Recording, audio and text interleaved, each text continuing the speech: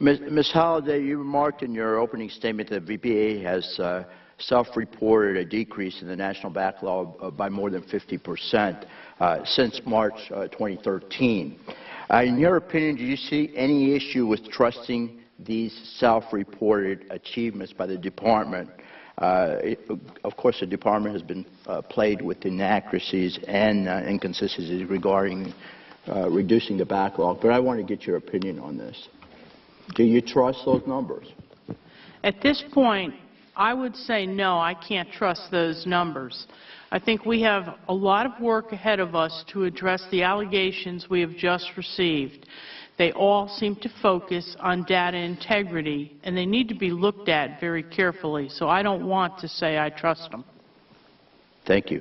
Next question, again for Ms. Holliday. During your numerous inspections of the VA regional offices, you have consistently reported the same errors in accuracy and procedures, even after VBA has concurred with the previous reports and recommendations. Why do you think this happens over and over again? Why are we seeing these errors? It seems like these recommendations are not being followed. Can you comment on that? Yes. I think that we select medical disabilities to look at that we consider at high risk for processing errors. That's where we want to target our resources. We think that's the most important. What we find in something like traumatic brain injury type claims, the policy is very complex. It's very hard to ensure consistency in that application. So we continue to see errors with that. General Hickey has asked for the OIG's help in that just recently, to put a team together so we can show her exactly what our benefits inspectors, the teams that Mr. Arante leads, are coming across so she can put the right controls in place. Brent, do you want to add anything? The only thing I think that I could add is this year when we started our inspections, and I'm speaking to Reno right now because this is the only office where this occurred, is we made a recommendation in the previous inspection of Reno regarding TBI claims to have a second level review look at these claims before they're finalized because they are very complex. When we went back this year, we found an error rate that was not acceptable, and what we found was local management discontinued the practice of our recommendation, and the reason we were given is to process claims for the backlog.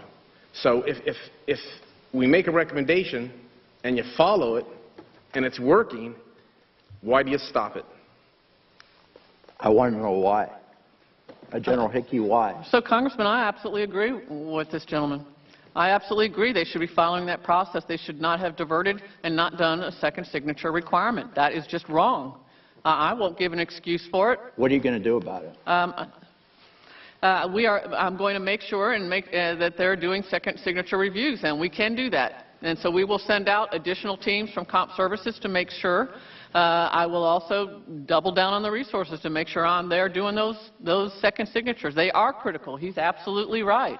They are the singularly most complex kind of condition we can do because every experience a veteran has with TBI can be very different. So therefore, there's not a very clear-cut way to always determine secondary conditions associated with TBI and the like. I don't negate that was a mandate from us to do second signature. If they're not doing it, they're not doing the right thing. General, I have one more question. You mentioned in your testimony that employees will not receive a performance award unless they meet quality standards as well as production standards. However, we are all aware that in previous fiscal years, every employee eligible to receive a performance bonus award received them. Do you still stand by what you state in your testimony? And do you believe that every single employee eligible to receive performance awards did in fact deserve them? So, Congressman, since the day I arrived, and I have mentioned to this committee before that I came to this job with a deep background in quality management.